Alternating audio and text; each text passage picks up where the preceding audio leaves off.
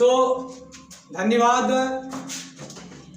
आज हम सुमित सर आप सभी के बीच सुमित बायोलॉजी क्लासेज में स्वागत। तो आइए आज हम आप सभी के बीच एक बहुत बेहतरीन फिगर, एक बहुत इम्पोर्टेंट संरचना जिसका नाम है एक्सटर्नल जेनेटेलिया, जिसको हम लोग हिंदी में कहते हैं बाह्य जननांग और वल्वा या भाग कहते हैं। मतलब बाह्य जननांग या भाग का बात करेंगे। और ये जो फिगर आप देख रहे हैं ये किसी मेल का फिगर नहीं है, ये फीमेल का एक्सटर्नल जेनेटेलिया होता है, बाह्य जननांग होता है। सर आज हम लोग इस फिगर को बहुत बारीकी से बहुत बेहतरीन तरीके से समझेंगे। हम लोग इससे पीछे बहुत सारे फिगर को, बहुत सारे टॉपिक को चर्चा किए हैं। आज बारी है एक्सटर्नल जेनेटेलिया का, वल्वा का या भाग का। तो आज जो हम सब एक साथ जुड़े हैं, आज इस टॉपिक को, इस फिगर को भी क्लियर कर लेते हैं। ये टॉपिक जो होगा ये क्लास 12 के अंतर्गत बहुत बेहतरीन टॉपिक होता है, मादा जनन तंत्र के अंतर्गत। तो आइए सर हम थोड़ा सा चर्चा कर लेते हैं ये भाग के बारे में, ये फिगर के बारे में। सबसे इंपॉर्टेंट फिगर, सबसे महत्वपूर्ण फिगर। तो आइए ये जो आप फिगर देख रहे हैं, इस फिगर में यहाँ ऊपर से देख सकते हो, ऊपर से जो ये बाल जैसी छोटी छोटी पतली संरचना पाई जाती है, इसको हम लोग मॉन्स प्यूबिस, जिसको सर हम लोग जघन सेल कहते हैं, मॉन्स प्यूबिस जघन सेल कहा जाता है। ये जो भाग है, इस भाग के ऊपर जो पतली पतली बाल जैसी संरचना पाई जाती है, सर इसको हम लोग प्यूबिस हेयर कहते हैं, इसको हम लोग जघन बाल कहते हैं।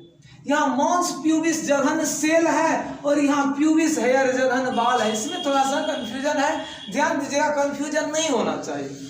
आगे हम चलाते हैं इस पूरी संरचना पर। इस पूरी संरचना से पहले हम देख लेते हैं यहाँ ये जो भाग होता है, सर इसको हम लोग गुदा द्वार या मल द्वार कहते हैं, जिसको एनस कहा जाता है, जिस रास्ता से मल मादा शरीर से बाहर निकलता है। आगे चलाते हैं, आगे चर्चा करते हैं इस फिगर के बारे में। इस फिगर में आप देख सकते हैं ये ऊपर से एक लटकी हुई उंगली के नुमा संरचना होती है, जो कि मूल रूप से इसको हम लोग क्लाइटोरिस, जिसको हम लोग भव शिश्न कहते हैं, ये पाया जाता है। सर इसकी आकृति कैसी होती है? तो मेल में उपस्थित पेनिस जो होता है, हम पुरुष में उपस्थित शिश्न जो होता है, उस शिश्न के जैसी ही ये समान संरचना होती है, जिसको क्लाइटोरिस भव शिश्न कहा जाता है। इस भव शिश्न के नीचे आप देख सकते हैं पतली सी छिद्रयुक्त छोटी सी संरचना होती है, जिसको हम लोग सर मूत्र द्वार कहते हैं। इस मूत्र द्वार से मादा शरीर से मूत्र बाहर निकलता है। एक चीज ध्यान देने वाला बात,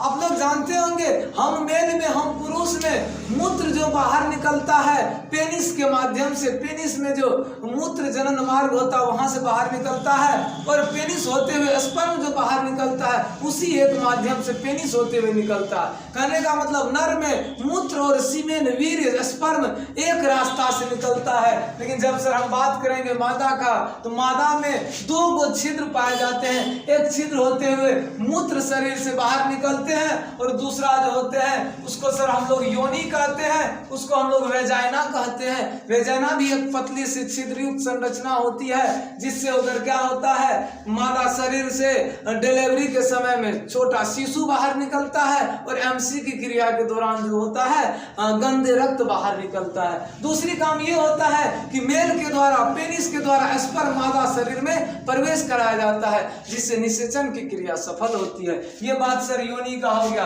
और हम बताए थे इससे पिछले लेक्चर में कि सर वेजाइना के ऊपर जो होती है पतली सी लेयर, पतली सी झिल्ली पाई जाती है, जिसका आप लोग नाम जानते होंगे, हाइमेन लेयर, हाइमेन झिल्ली कहा जाता है। ये बहुत पतली सी झिल्ली नुमा संरचना होती है, जिसको हाइमेन कहा जाता है। पतली झिल्ली जो होती है हाइमेन लेयर कहा जाता है। आगे हम चलाते हैं इस, ये जो वेजाइना होता है, वेजाइना के जस्ट नीचे, वेजाइना के बाहर दो छोटी सी संरचना पाई जाती है, जिसको बार्थोलिन ग्रंथि कहते हैं, जिसकी संख्या 2 होती है।